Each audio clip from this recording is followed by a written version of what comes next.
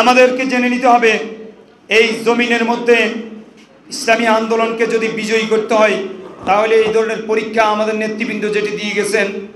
বিশেষ করে আমরা এই কথা বলবো, বিগত 16 বছর স্বৈর শাসকের শাসনামলে নির্যাতন নিষ্পেষণের মাধ্যমে বাংলাদেশ জামাত ইসলামীর সম্মানিত আমিরে জামাত মাওলানা মতিউর রহমান নিজামী সহ 5 জন নেতার গলার মধ্যে ফাঁসির রশি লেগেছে। আমাদের সম্মানিত নায়েব আমির কোরআনের পাখি আল্লামা সাইদিকে জেলখানার মধ্যে আবদ্ধ রেখে অন্যায়ভাবে হত্যা করা হয়েছে। আমাদের 10 থেকে 11 জন নেতাকে জেলের মধ্যে মারা হয়েছে। আমাদের লক্ষ লক্ষ কর্মীকে নেতাদেরকে মামলার আসামি করা হয়েছে। হাজার হাজার মামলা আমাদের বিরুদ্ধে হয়েছে।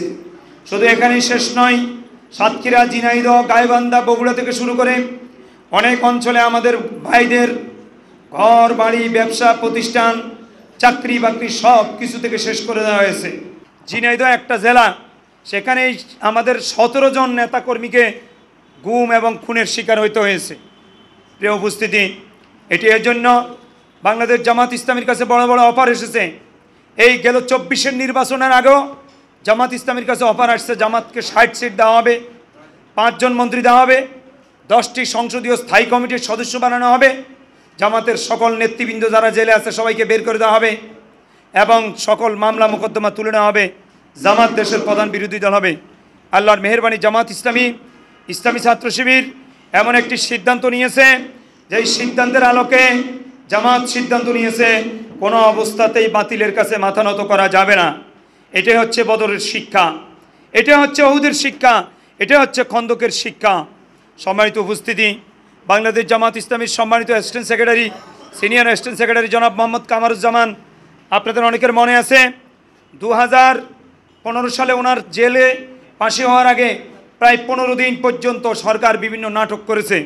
একটি পর্যায়ে ওনার ফাঁসির একদিন আগে শুক্রবার ছিল, ভারতের রয়ের 2 জন লোক ওনার কাছে গিয়েছে, সাথে বাংলাদেশের একজন ম্যাজিস্ট্রেট গিয়েছে। তারা একটা কথা বলেছে যে সাদা কাগজে শুধু একটা স্বাক্ষর দিবেন, আর কিছু লেখা লাগবে না, যা লেখা দরকার আমরা লিখে নিব, আপনাদের সকল নেতৃবৃন্দকে ছেড়ে দেওয়া হবে, জামাত ইসলামীর বিরুদ্ধে সরকারের কোনো অভিযোগ থাকবে না।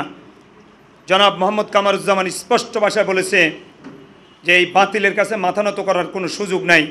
আজকে যদি আমার সাদা কাগজে দস্তখত হয় সেটা ইতিহাসে একটা মাইল ফলক হয়ে থাকবে, ইতিহাসে এটা আমি মির্জাফরের খাতায় নাম লেখাবো।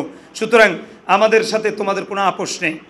প্রিয় ভাইয়েরা আমার, বাংলাদেশ জামাত ইসলামী সেই সিদ্ধান্ত নিয়েই 5 আগস্টের পূর্বে আন্দোলনকে ডমিনেট করার জন্য যেখান থেকে যতটুকু দরকার সব কাজে আলহামদুলিল্লাহ সর্বাত্মক সহযোগিতা করেছে ইসলামী ছাত্র শিবির এবং জামাত ইসলামী।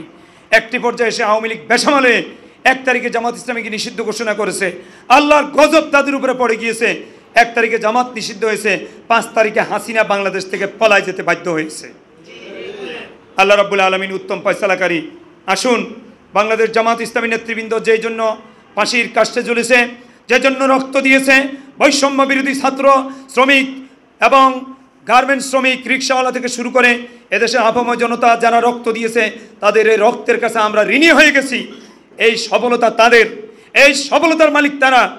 আমরা তাদের জন্য দোয়া করি আল্লাহ যেন তাদেরকে মাফ করে দেয়, তাদের শোক সম্প্রস্ত পরিবারকে আল্লাহ যেন ধৈর্য ধারণ করার তৌফিক দান করে।